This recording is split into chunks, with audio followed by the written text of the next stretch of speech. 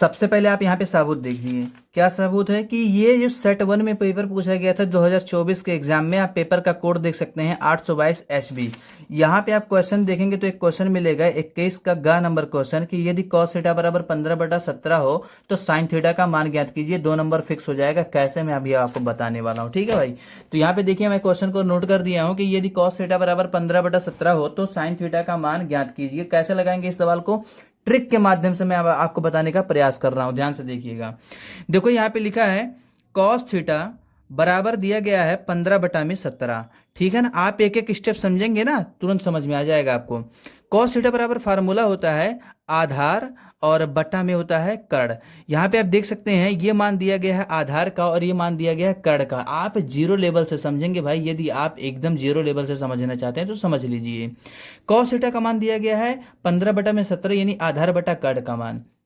आपसे पूछा है साइन थीटा का मान, और चूंकि आप जानते हो कि साइन थीटा का जो मान होता है वो होता है लंब और बटा में होता है कर्ण।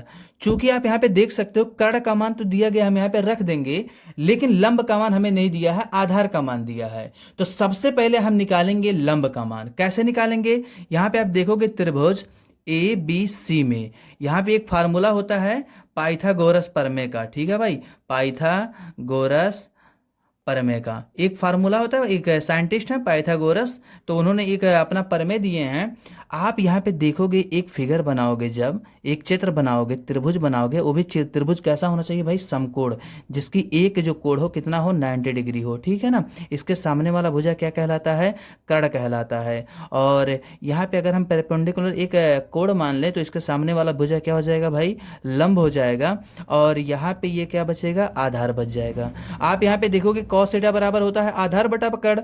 आधार का मान कितना दिया गया है? 15, और कर्ण का मान कितना दिया गया है? 17। और मान आपको किसका निकालना है? लंब का। तो बहुत ही आसान विधि से मैं आपको निकालना सिखाऊंगा पाइथागोरस प्रमेय से। इनका फार्मूला होता है कि कर्ण का स्क्वायर, यहाँ पे एक फार्मूला होता है कर्ण का स्क्वायर बराबर होता है लंब का स्क्वायर और प्लस में होता है आधार का स्क्वायर। बहुत प्यार तरीके से आप समझोगे भाई। कर्ण का मान कितना दिया गया? 17।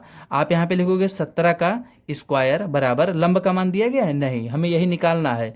तो आप यहाँ पे लिख दोगे लंब का स्क्वायर प्लस आधार का मान कितना दिया गया भाई? 15। कहोगे 15 का स्क्वायर। ठीक है, आप निकालोगे 17 का स्क्वायर तो होगा 289 हो जाएगा। और लिखोगे लंब का मान पे लंब का स्क्वायर। ठीक है, प्लस जो हमारा आधार है 15 है, 15 का स्क्वायर करोगे तो 15 का स्क्वायर होगा 225 होगा। कितना होगा भाई? 225 होगा।